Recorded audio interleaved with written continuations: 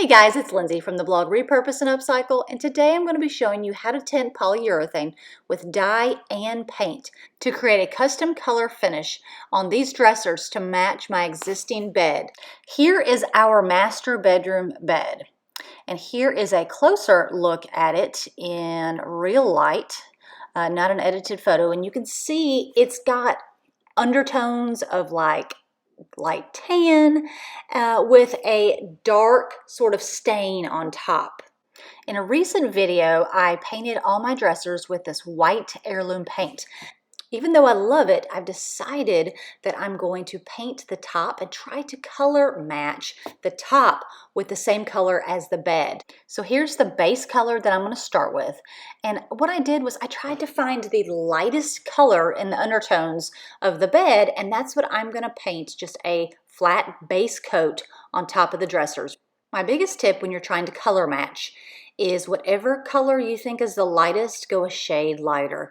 Here's the deal, and this goes for staining too. You can always make it darker. It's harder to lighten it. So it's not going to hurt it if it's actually a few shades too light. But if it's too dark, you're going to have to strip it down and start all over again. So that's my biggest tip when you're trying to color match. Always go a little bit lighter. So I'm using just a generic latex paint, nothing special. And yes, I am using a chip brush because I'm not really worried about brush strokes.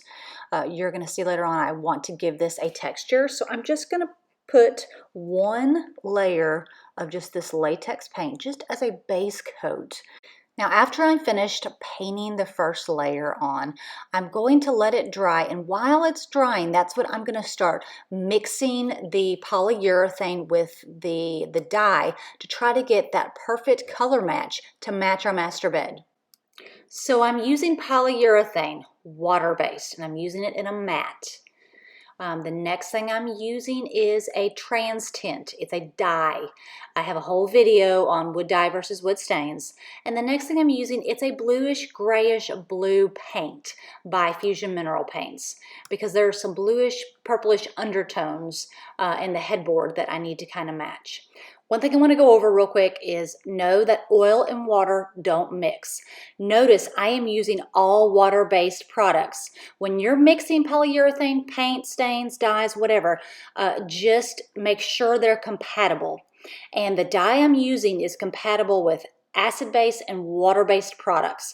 And the paint I'm using is a water-based paint, and obviously I'm using a water-based polyurethane. So you can see one thing I'm doing is I'm mixing two colors. For the first one, I poured a little bit of polyurethane, and I am just adding the dye to this. This is wood dye, and it's a dark color. And guys, there's no right or wrong way to do this. This is where the trial and error part comes in. You're just going to mix and blend colors until you find that color that blends as well as you can with whatever you're trying to match. So first I'm blending the brown. You can see there's the brown. And then I'm going to move on to blending a little bit of that blue color in with the polyurethane to try to get a pretty bluish, purplish, darkish brown color. And one thing I realized, one thing I made a mistake, what I should have done was taken the cardboard box or something and painted that base coat that I already put on top of the dressers. I should have gone ahead and painted a base coat on top of the cardboard box. So then I could have layered these paint colors on top of that, but that's okay. One thing you'll see is after I mixed the blue, I realized it was a little too blue, so I did add just 2 little drops of the brown dye, hoping to kind of mute that blue, make it more just a darkish brownish with blue undertones. I decided that I was going to use the blue color underneath the brown color. So what I did was I just took a chip brush, and I had an old box, and I just dipped it in the blue and try to get an idea of what the color was going to look like. And I am using the same brush since I'm trying to blend these colors. I just took the same old chip brush that I used for the blue, and I dipped it in the brown, and I put that over top of the blue to see, what kind of color I could come up with. And this is where the trial and error comes in. You're just going to blend, and you're just going to mix colors until you can get as close to whatever color you're trying to match as possible. And just remember, the colors look different when they're dry. So after my color sample was dry, I put it up against the bed just to see, and it looks good. It's still a little blue, so I'm gonna need to maybe make it a little more on the dark side. Once I mixed in a little more dark, I went ahead and started with applying the underneath the blue layer. Now, it looks scary at first. What's that saying? It's gotta get worse before it gets better. But yes, it's gonna look really blue on the first layer, and that's okay because remember, the dark colors are going over it. And remember what I said, it's always good to start lighter than darker. So I'm gonna put this layer of blue on top, and then I'm not gonna wait for it to fully dry because I really do want it to blend with the brown. And one more thing, I am using just a regular old chip brush. Like I said, I am going for texture for this look. I'm not looking for a super smooth finish. I want a little bit of like regular wood texture because that's what the bed has too. I let that coat sit about 5 minutes. As you can see, it's still damp and wet. And I'm using a new clean chip brush, and I'm going in with the second layer, and this is the brown layer. You're going to notice the color starting to blend a little more. If you, as you paint a little bit, if you notice it blending too much, you might need to wipe your brush off, which I had to do on the bigger dresser a few times.